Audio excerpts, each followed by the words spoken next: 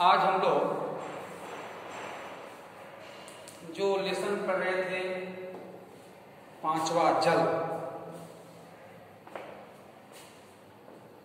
Chapter 3 जल।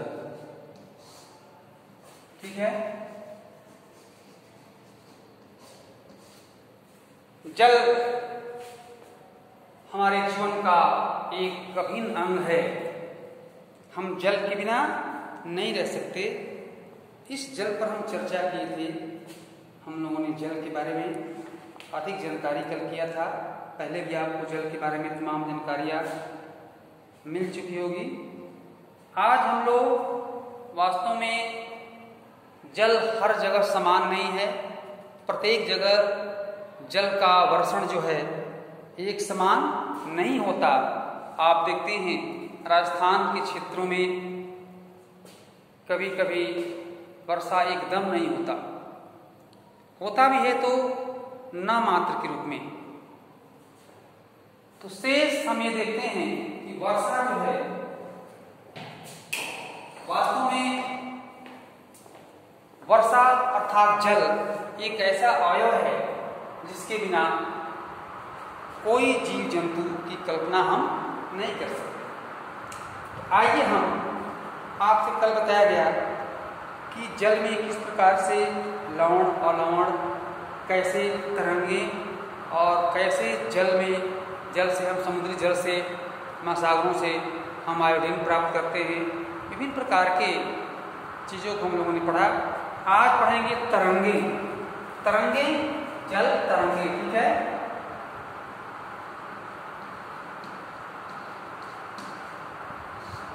तरंगे। अब ये तरंगे जल में कैसे होते हैं आप देखते हुए ना। आप किसी जल में एक ढेला या कोई ऐसी चीज फेंकिए तो क्या करता है, उस जल से विभिन्न प्रकार के इस प्रकार के तरंगे जो हैं ऐसे भूकंप की तरह जो है ये तरंगे क्या होता है, ये एक केंद्र बिंदु से वो प्राय जो है जाता रहता है। ठीक है, ये तरंग। लेकिन कुछ तरंगे क्या होता है, भूगर्भीय स्वरूपों के कारण जो है तरंगे पैदा होती हैं। ऊपर से जो पानी को लगता है कि चिढ़ते हुए फाड़ते हुए ऐसे उबालते हुए ऐसे तरंगे जो है भी समुद्रों से। आप ऐसे नदियों के जो छोटे नदी हैं, महानदी है, कृष्णा है, गोदावरी है, गंगा है, वेता है, ताप्ती है, रावी है, ये सब ऐसे नदियों में आप देखेंगे तो छोटे नदियों में भी ऐसे मिलता है। लेकिन चूंकि समुद्र तो हमारा महान है, सबसे बड़ा है समुद्र, उस समुद्र में आप देखते हैं तो प्रायः एक तरंगे आपको देखने को मिलता है। समुद्र तट पर गेंद से खेलते समय जब गेंद जल में गिर जाती है तो क्या होता है, यह दृश्य बहुत ही मनोरंजक होता है।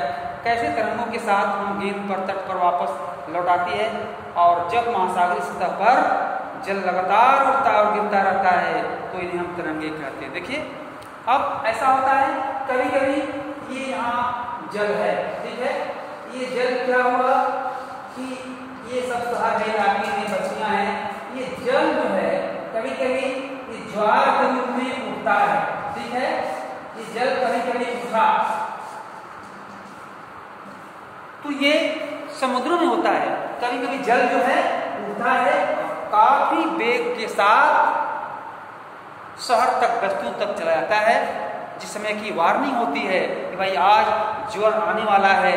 जैसे कलकत्ता में प्राय सूचनाएं होती है कि भाई ये आज दोपहर तक या शाम तक या 12 बजे रात तक ये ज्वार उठने वाला है। तो सभी लोग सतर्क हो जाते हैं और ज्वार आता है और इसके बाद फिर पानी नीचे गिर जाता है। तो ज्वार आने को हम समुद्र के जल को ऊपर उठने को ज्वार कहते हैं और समुद्र के जल को नीचे गिरने को भाटा कहते हैं, धस जाना कहते हैं।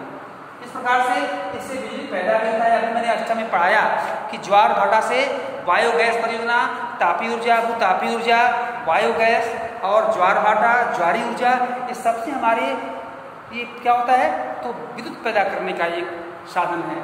इस प्रकार से ज्वार और तरंगों के द्वारा हमारा ये समुद्र में एक काम होता है।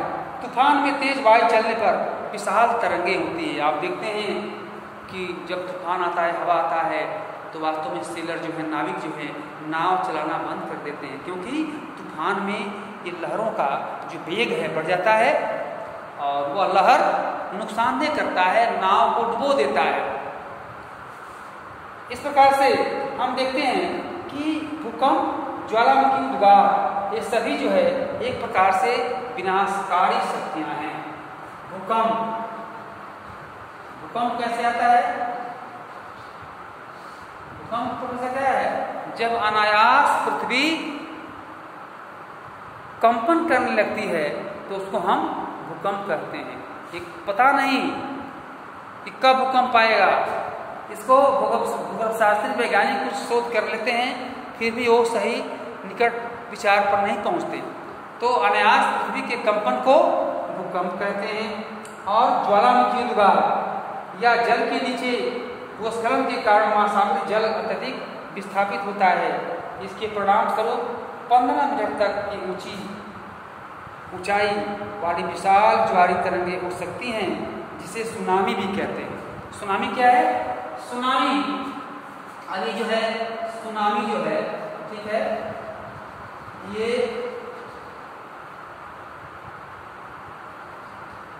सुनामी जो वेव, सुनामी जो वेव एक तरंग है। ये बहुत ही मानहान जान को नुकसान पहुंचाता है। सुनामी जो जापान का एक विनाशकारी ये लहर है, जिसके द्वारा ये उस देश में तमाम प्रकार के नुकसानियाँ उसको सहने को मिलता है। तो सुनामी, भूकंप, ज्वालामुखी, ये सभी अपने आप में एक प्राकृतिक, ये नेचुरल हैजार्ड है, ये नेचुरल कैलेमिटी है, नेचुरल जो है आपदा है। इस प्रकार से इस आपदा से बचने के लिए पहले लोग तैयार होते हैं। ऐसा चित्र हम लोग बना लेंगे, तरंगे वाला, ज्वार भाटा वाला। ज्वार भाटा, अब देखिए, अब ज्वार भाटा हो गया, ज्वार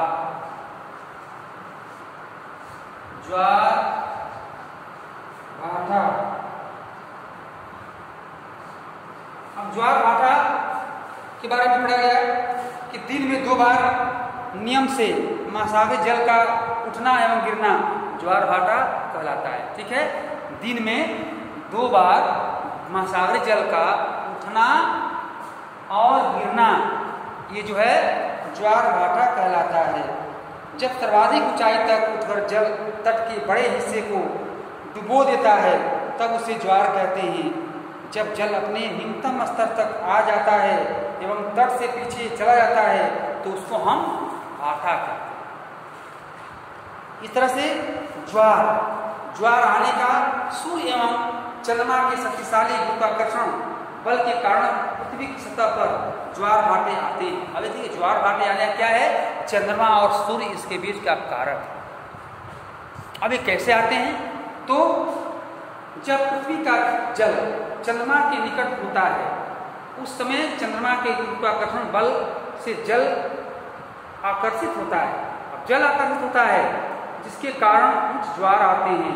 पूर्णिमा एवं अमावस्या के दिनों में सूर्य, चंद्रमा एवं पृथ्वी तीनों एक सिद्ध में होते हैं और इस समय सबसे ऊंची ज्वार होते हैं।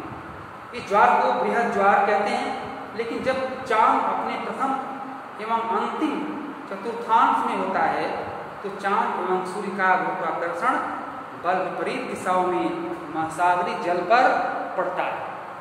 परिणाम स्वरूप निम्न ज्वार भाटा आता है। ऐसे ज्वार को लघु ज्वार भाटा कहते हैं।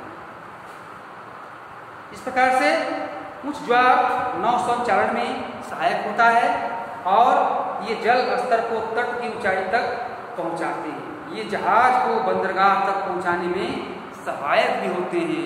यदि वो आतप हो जाए, बड़े रूप में वेग से ज्वार आ जाए, तो जहाज को भी डूबो सकता है। परंतु ये जो लघु ज्वार होता है, वो जहाज को तट तक पहुंचाने में सहायक भी होता है।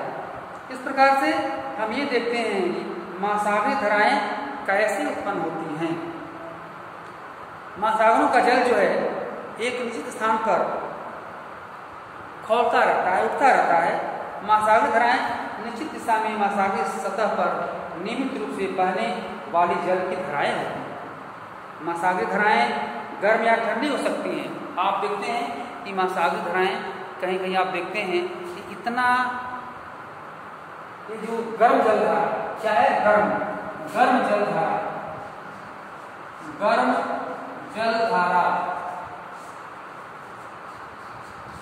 और ठंडी जल धारा, ये आप सुनेंगे अष्टम में कि गर्म जल धारा क्या है। तो ऐसे जल जिसको आप हाथ से उबाले हुए खौलते पानी के से भी अधिक होता है तापमान, उसमें लोग टूरिस्ट क्या करते हैं, खाना ही पका लेते हैं उस जल में, उसको हम गर्म जल धारा कहते हैं। जल का गर्म का एक जल धारा जिसमें भोजन ही पक सकता है।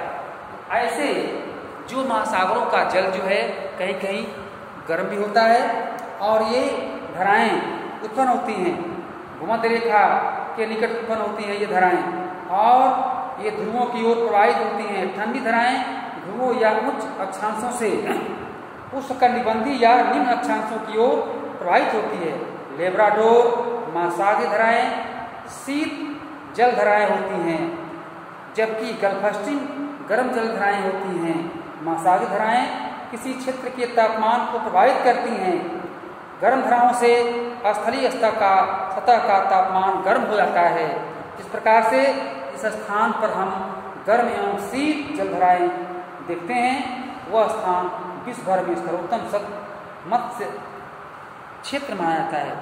जापान के आसपास एवं उत्तर अमेरिका के पूर्वी तट के इसके कुछ उदाहरण हैं जहाँ की मत्स्य पालन के लिए भी उपयोग में लाए जाते हैं।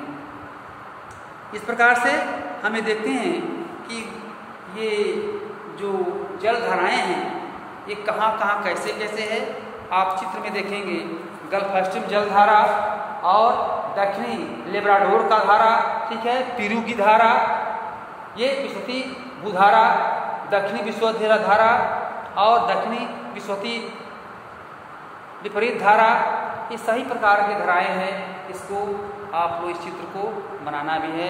इस प्रकार से हम लोग आज जल के बारे में, इसकी गतियाँ क्या है, महासागरों में इसका गति क्या है, इसी के कारण ज्वार भाटा कैसे आता है, भाटा कैसे आता है, बिजली कैसे पैदा होती है, तमाम प्रकार के चीज़ हम जल के द्वारा पढ़े। और अगले कक्षा में आप अष्टम में जल के द्वारा कैसे विद्युत होता है, पैदा की जाती है, जल और क्या क्या करता है, इसके बारे में हम लोग पढ़ेंगे। तब तक आज इस पाठ को हम लोगों ने संपन्न किया। प्रश्न के उत्तर को लिखेंगे, चित्र को बनाएंगे।